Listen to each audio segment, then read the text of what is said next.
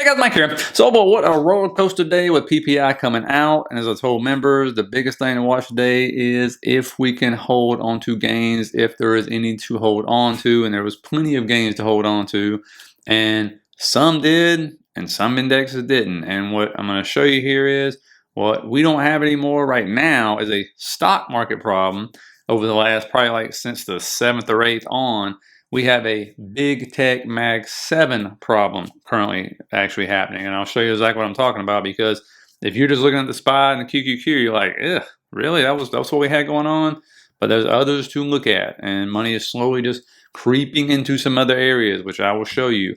Now remember, we got CPI out tomorrow, as well as what? Bank earnings kick off. So you can bet money it's going to be more volatility happening. And so we'll go through all of those. We'll go through Tesla and Nvidia, and I'll show you how the options market can work in the opposite favor of Tesla. Okay, we'll show you that as well. Also, if you had to guess, where did a whole lot of money flow last week? Do you happen to know? Small cap, mid cap, big caps, or is it another area? And I'm talking about billions flowing into this area. And it wasn't, remember, every week it's been mega caps, right? And this kind of shows you what we're talking about here. So it didn't flow into mega caps. That's a hint. Where did it flow to? I'm going to show you that right there. But again, PPI comes out and it's less than what's expected, but also understand it's still going up. All right. I think this is 3 months in a row that it's going up. The projections are for it to continue to go up. And so that creates a problem for the Fed, which is why we went from 3 cuts to 1 cut. But look at this right here. This is the weekly fund flows last week. Normally huge into large caps. Look at this right here though. Bonds dominated. Almost $4 billion into government bonds, almost $2 billion into aggregate bonds. You spread another $1 billion around in these other type of bonds. That outdid all of mid cap and large cap and U.S. broad equity inflow. And then, of course, small caps had a negative flow into them.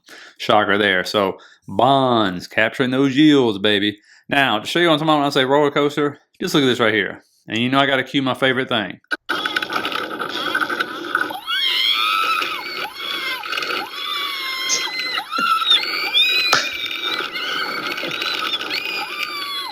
And so, yes, what a roller coaster, huge and 0.8 to 1% swings, multiple of them today. Just crazy. But here's what's happening. All the Mag 7 ended red. That's what I'm talking about, okay? And they may start off green, but they all ended red. You can see Meta is below 600 now. Apple was probably looking the best out of all of them. Shockingly, I don't know why it would. Microsoft can't get out of its own way. Avco below 231. Amazon's below 222. Tesla, again, we'll talk about that one. Nvidia's, I don't know what Nvidia's doing. It's just a mess right now. But then you look at where, money's going, right? You got home builders, jets, utilities, the industrials, all this kind of stuff, materials flowing in right now. Energy, that one just keeps on going. And so you can see where it's flowing, where it's not flowing. XLK, XLY, XLC, all this fun stuff. But when you look over here, what I'm talking about, you can see it on a chart a little differently, is this has all the Mag 7 names, and then I just put like RSP, the Dow Jones Transportations on here, and you can clearly see that 2025, right, wasn't too bad. A lot of the Mag 7 names were red, but you can clearly see Dow Jones Transportation was still up 2% start of the year, and then so was RSP, and then we start to scroll across. That's about the 6th right there. You can see Nvidia just fell off a cliff, down 11% since the 6th hit right there. And a lot of the others started to go negative, but you still see, and we'll start to keep scrolling over here, and I'm going to get rid of Nvidia so we can actually see this a little more clearly. And you can see Dow Jones Transportation positive, RSP is positive, it's got even more positive as we scroll forward, right? And then you can see what's on bottom there, the Mag 7's on the bottom, Meta and all the rest of them. And then you start scrolling forward some more, and you can see over the last 3 to 4 days, you got Dow Jones Transportation, RSP, the Dow Jones Index, QQEV, like these are green. And then all the Mag 7 is just struggling right now. And you can see, I'm talking about these sectors, for example, I put this new section in the morning news brief.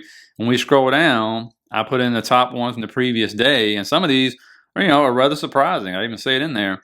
And you can see this was Monday, right? On Monday, XLB, which was materials, led the way along with home builders. XLB, XLE, XLI.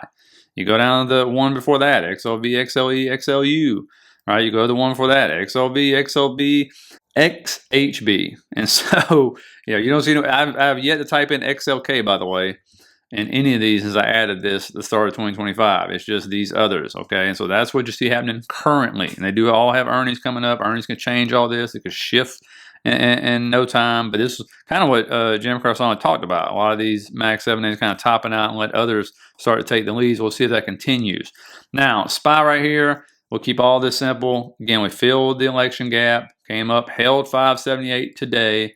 But we got rejected where? 585. So 585 is going to be key. Mitigated that whole daily fair value gap there, which is a good thing. And so what you're looking to start building out here on a lower time frame like the hourly, higher highs and higher lows. And so you want to see 577.50 hold. Don't go back down to the gap. And you want to see 585 break the upside. If we break the upside, what do you think is going to happen? Most likely going to fill this gap right here. We'll mitigate the rest of that daily fair value, or the hourly fair value gap, excuse me, and then we'll come up into that right there. And it's not even a big move, all right? That's only like 1% to fill that whole gap if we move from here. Right now, futures are going green and moving up like they did last night. But we, as you saw, we pumped and then we gave everything back. So we're in a volatile market. This is what's happening, okay? Again, just that's why you got to watch key levels and just watch to see if higher lows and higher highs start to build out, always start to break down again. QQQ, seeing a lot of the same thing. Gapped up in the morning, hit that golden pocket, hit that level right there, sold off for the rest of the day and just bounced and got all crazy volatile. But held 501.65, around 502 is what it held. That's really what you want to do. You do not want to go down to this 500 and break that. That would be, if you're a bear, you can love it. If you're a bull, you definitely don't want that. Now, the other one we get up here, you got to break 510.50 right there. That will lead up to where? A gap. Okay, now it'd be a big move to get there, and if things goes to a gap, that means it's been a crazy move if it was to go here tomorrow. Because that means you need probably like 1.5%, 2% move almost to get up there. But that's the levels. You're just kind of stuck in there, because if you can get up there, guess what? You just go ahead and guarantee yourself a higher high on a lower time frame, and that's what you need to start trying to move this thing forward, maybe into inauguration. A lot of people think it's going to be a ramp up into inauguration. You see crypto and some others moving right now. Again, we'll see if that's the case. IWM, like we said, we expected to bounce. Why? Because we hit the 200. The 200 is extremely powerful. The 200 SMA, the 200 weekly, like these are powerful moving averages, okay? So we got a nice bounce. It actually ended up over % green today. So I had a very good day. But what we talk about, this shaded area, which was support, resistance, right? So can we get through it? That is the key. That's where we stopped. You see it got rejected multiple times on this hourly time frame. Okay, you shall not pass. Above that, you got the FOMC anchor VWAP, you got resistance around 222, and then you got the 100 moving average above that if we start to gap up tomorrow. And again, there's still part of this gap to be filled right there to the left, as you can see, where we gapped down 2 days ago. And so we'll see what happens. I mean, again, CPI can come in hotter than expected. We don't know. And of course, yields are absolutely moon, and IWM was definitely not moon. It will go down. But if CPI comes in as is, as expected, or below, then yes, we're going to have another one of these days where we gap up. The question is, can we hold on to them? IWM held on to this gains today. The Dow held on to some of them. Dow Jones Transportation held on to a lot of them. RSP held on to a lot of them. SPY and QQQ did not. And so it depends on which one you're playing here and which one you're looking at and favoring. I know a lot of people in calls on IWM. So we'll see if that's going to be the case. Now, RSP we talked about. What did it do? It come down. And we talked about these fair value gaps and these regular gaps. And it filled a regular gap today. You can see on the other drop down, it filled that daily fair value gap. So it keeps bouncing, but it keeps doing what? Setting lower lows and lower highs. And so where we stopped today, still just setting lower highs. So if it goes down from here, that is still a downtrend. If it can get right above 178.06, then all of a sudden, okay, now we may have something. Maybe we'll be starting to build out some bullish structure here. This one has been more bullish than the SPY itself or the S&P. Okay, QQEWs look better than the QQQ. So breadth is trying to get better since it is so horrendous. At some point in time, you expect to bounce. The question is it a dead cat bounce or is it a start of something bigger? That is what we're looking at right now. Then there's Tesla. Big gap up, big move up right here over 420. I think it's going to be a great day. Comes back down, fills the gap, mitigates its hourly fair value gap to the penny, stops right there for now. And what you don't want to see is a break of this trend line and a break of 390, 395. Usually 395 is going to be the key. If you hold that right there, most likely be heading up. The big question is how far up. And when you look, like I tried to tell you, the options market works in both directions. You can see just before the sharp drop on Tesla, millions in bearish puts began hitting the tape around 240, about 10 million of them. And so, of course, that took Tesla down. Again, it goes with the options flow. Okay, it goes with the options flow. That's the way it is. Call volume was crazy this morning open, spiked it up, and then it just fell off a cliff. Everybody sold for the profit, and then puts started rolling in on this thing. And so that is the key. Watch the options flow for it tomorrow. Big question is it going to basically come up here and mitigate this hourly fair value gap, get rejected up there, that 410 level? I mean, we talked about how important 410 was. That's where we got rejected today when we came back down and tried to push back up. Or, are we going to push through it? That's really the key. And a lot of this depends on the data and the options flow and everything for Tesla. And again, once Tesla gets going, Nvidia just cannot get going as usual. And that the 410 is really important. 414 is really important because that was the previous all-time high. See that right there? So those levels, that's why those levels are so important. That's why we rejected there today. That's why it's important to get above it again. Hopefully come down and retest it and then bounce and start moving higher. That's the reason why that is in there. Again, we're starting to look over here at Nvidia. You can see clearly this right here is still a hot mess. It did end up a little higher today, but it could not close above 133, which is what we wanted. It came down to 131. Got rejected. I believe it was like 135. It got rejected at. So those are main levels, right? If we move up, get above 133, that puts in play 135, 140. You start staying below it, though, and all of a sudden, this shaded area, or the little box right there, that's where you're starting to come down like 127, and then 127 breaks. All of a sudden, you look at that 200 and you think, man, 120, that's got a lot of influence to it. It really does. You got the moving average. If you pull up the VRVP, you'll see volume range, volume profile. You'll see where volume will definitely come in at, and it will be at that 200 for a reason. And then, of course, there is support there. So, again, if we really start to break down NVIDIA, 120 is where I think a lot of buyers will step in on this one to push it up.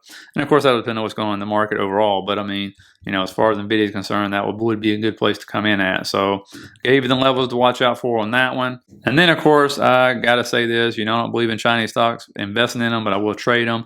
They're all green today. They're all green because there's still news coming out about the tariffs, and President Trump's team is thinking about just instituting emergency actions, but then just gradually putting tariffs in place instead of like one big tariff right off the bat. And so, of course, European stocks like that.